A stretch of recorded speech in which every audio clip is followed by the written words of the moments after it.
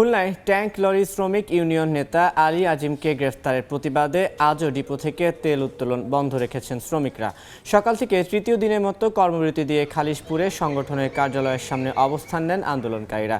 এই সময় আলী আজিমকে মুক্তি দেওয়ার দাবি জানান তারা। এদিকে টানা ৩ দিন ধরে খুলনা সহ ১৬ জেলায় জ্বালানি তেল সরবরাহ ও পরিবহন বন্ধ থাকায় দুর্ভোগে ব্যবসায়ীরা। গত ২৬ জানুয়ারি দুপুরে নাশকতা মামলায় আলী আজিমকে গ্রেফতার করে ডিবি পুলিশ।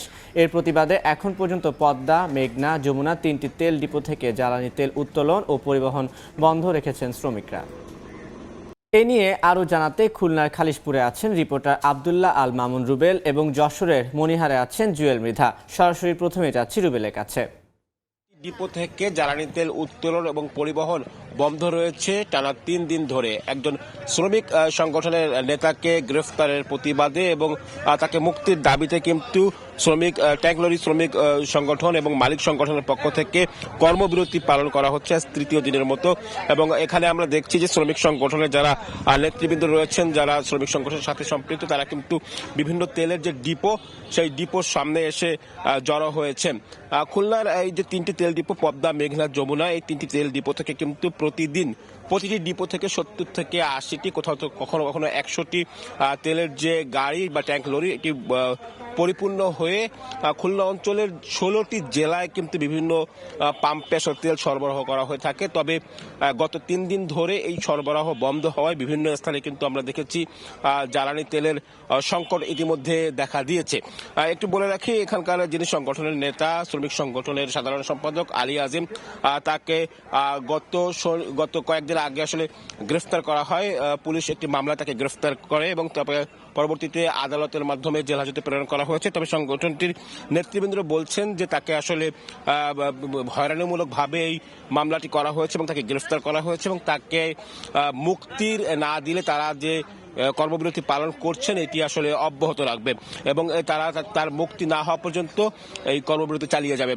একটু বলে রাখি, এই যে কর্মবিরতি পালন করছেন শ্রমিক এবং মালিক সংগঠনরা, এর ফলে এর প্রভাব কিন্তু পড়তে শুরু করেছে। বিশেষ করে আমি যেটা বলছিলাম যে বিদেশে খুলনা অঞ্চলের বিভিন্ন পাম্পে যে জ্বালানি তেলের যে সংকট, অর্থাৎ পেট্রোল, অকটেন এবং ডিজেল, অতি প্রয়োজনীয় নিত্য দিনের যে প্রয়োজনীয় জ্বালানি তেল, সেটির কিন্তু আসলে সংকট দেখা দিয়েছে এবং এর ফলে কিন্তু একেবারে সাধারণের যে চাহিদা, সেই চাহিদার জায়গাটাও কিন্তু আসলে পূরণ হচ্ছে না। অন্যদিকে প্রশাসনের পক্ষ থেকে কিন্তু এটি কর্মবিরতি যাতে উঠিয়ে নেয় সে ব্যাপারে উদ্যোগ নেওয়া হয়েছে। তো এই ছিল আমার কাছে খুলনা থেকে সবশেষ। আমরা একটু একই রকম সংকট যেটি বলছিলাম বিভিন্ন স্থানে পড়েছে, সেরকম সংকট কথা আমরা জানতে পেরেছি যশোরে। সেখানকার কথা জানাবেন আমাদের সহকর্মী জুয়েল মৃধা।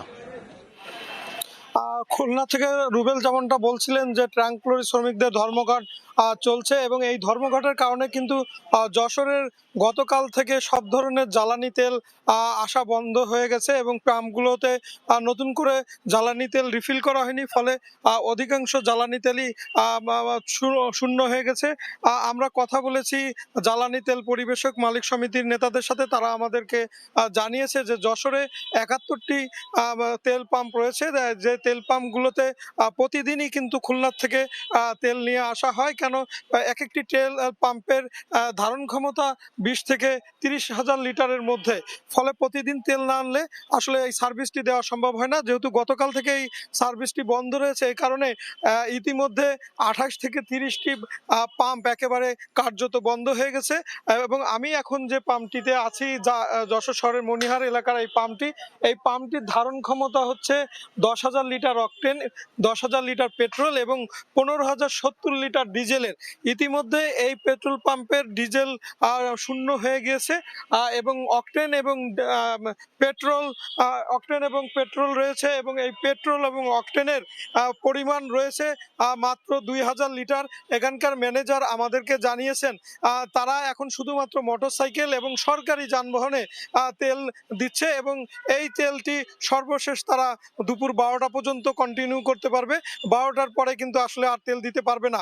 এখন ট্যাঙ্ক লরি শ্রমিক ইউনিয়নের যে নেতা গ্রেপ্তার হয়েছে, তাকে যদি জামিন না দেয়, সেক্ষেত্রে এই যে ধর্মঘট এই দীর্ঘায়িত হতে পারে এবং দীর্ঘায়িত হলে জ্বালানি তেলের সংকট দেখা দেবে এবং একটি দুর্ভোগের তৈরি হবে। এই ছিল যশোর থেকে আমার কাছে সর্বশেষ। এতক্ষণ সরাসরি যুক্ত ছিলাম খুলনা এবং যশোরে।